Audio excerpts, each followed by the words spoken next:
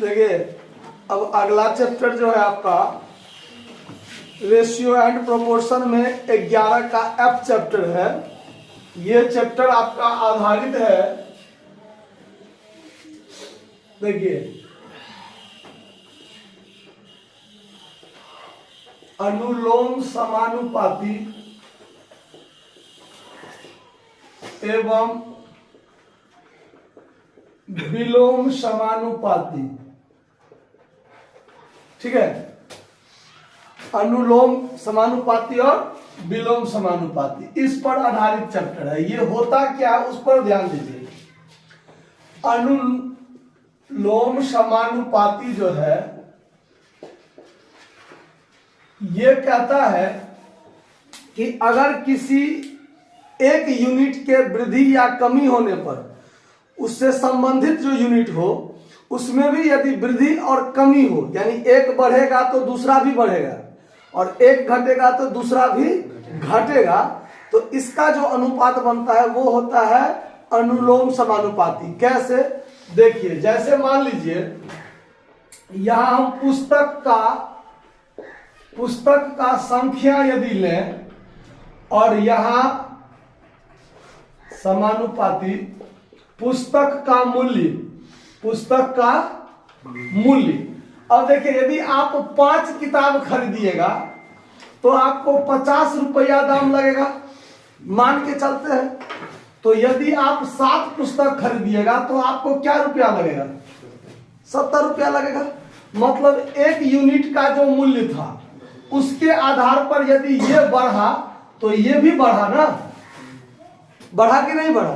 मतलब एक यूनिट, एक मतलब दो जाति एक दूसरे से संबंधित होंगे, अगर एक बढ़ा तो दूसरा भी क्या होगा? उसके साथ साथ बढ़ेगा। तो इसका जो अनुपात होगा ये कहलाता है अनुलोम समानुपाती। तो इसको आप ऐसे ध्यान याद रखिएगा,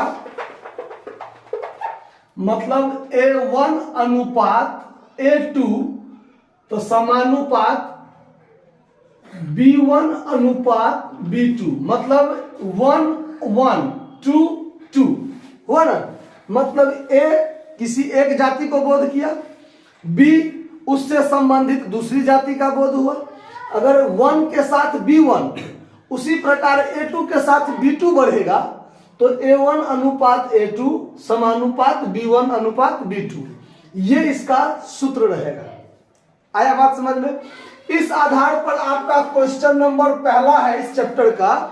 प्रश्न देखिए क्या कहता है कि यदि 15 कुर्सी का मूल्य 50 रुपया हो तो 90 कुर्सी का मूल्य क्या होगा? बात पर ध्यान दीजिए। कुर्सी की संख्या 15 तो दाम 50। अगर कुर्सी की संख्या 90 हो जाए तो उसका दाम, कुर्सी की संख्या बढ़ा तो उसका मूल्य बढ़ेगा कि नहीं बढ़ेगा? बढ़ेगा ना। तो ये अनुलोम समानुपाती कहलाएगा। यानी वस्तु की संख्या, यानी क्या है? वस्तु संख्या क्या है? कुर्सी है ना। तो कुर्सी का संख्या का अनुपात इधर दीजिए A1 A2, और इधर A1 का B1 दिया हुआ है और B2 कहता है निकालने के लिए। जैसे यहां देखिए, कुर्सी की संख्या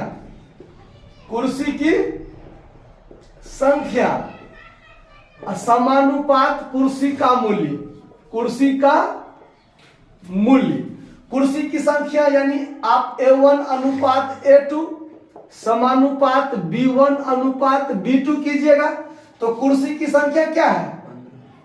15, तो उसका दाम कितना है? 50।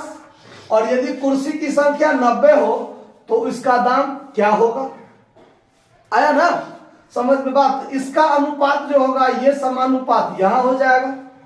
अब यहां पर आपको निकालना है तो A1 बट्टा A2 होगा ना, ये बट्टा में होता है कि नहीं होता है? तब 15 बट्टा 90 बराबर में 50 बट्टा क्या हो जाएगा? x हो जाएगा। क्रॉस गुना कीजिएगा तब 15x बराबर 9 × 5 = 45 पर डबल 0, तो x बराबर क्या हो जाएगा? 45 100 बट्टा 15 काटिए तो दाम क्या निकलेगा? 300। यानी कि 90 कुर्सी का जो मूल्य निकला आपका, 90 कुर्सी का जो मूल्य निकला वो कितना निकला? 300 रुपया। समझ में आया बात? कोई दिक्कत? अब अगला प्रश्न में हम लोग देखेंगे कि ये अनुलोम समानुपाती, तो इसमें समझ गए। जब उस टाइप का प्रश्न आएगा विलोम समानुपाती वाला, तो उसमें फिर ये बात समझा देंगे, कोई दिक्कत। तो अगला क्वेश्चन